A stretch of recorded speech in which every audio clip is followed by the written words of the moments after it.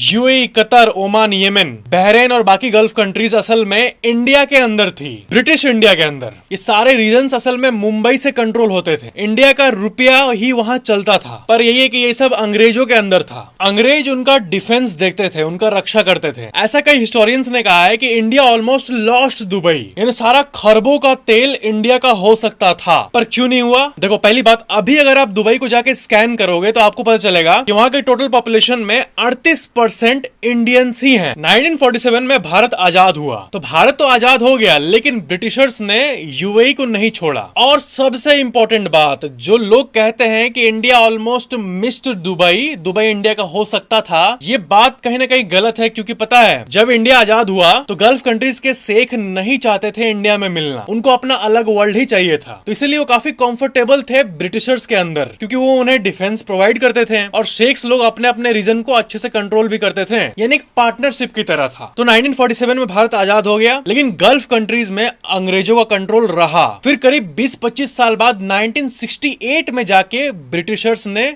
Gulf को छोड़ा। 1971 में जितने गल्फ कंट्रीज हैं उनको आजादी मिल गई, यूएई फॉर्म हो गया। मतलब यही है कि दुबई इंडिया का पार्ट तो था, इंडिया से कंट्रोल होता था, वहां का सीन देखने पे लगता था कि इंडिया में ही है हम, बिजनेस रिलेशंस हैं। पर जैसा कि आपने जाना, भारत की आजादी के समय वो अंग्रेजों के अंदर ही रहना चाहते थे ताकि वो अपना अलग दुनिया बना पाए। तो इसलिए जो लोग कहते हैं, हिस्टोरियंस कहते हैं कि ये इंडिया का सबसे बड़ा लॉस था वगैरह वगैरह, इंडिया ने करोड़ों स्क्वायर फीट जमीन को खो दिया वगैरह वगैरह, ये सब गलत है। दुबई हमेशा से अलग कल्चर था। Like, subscribe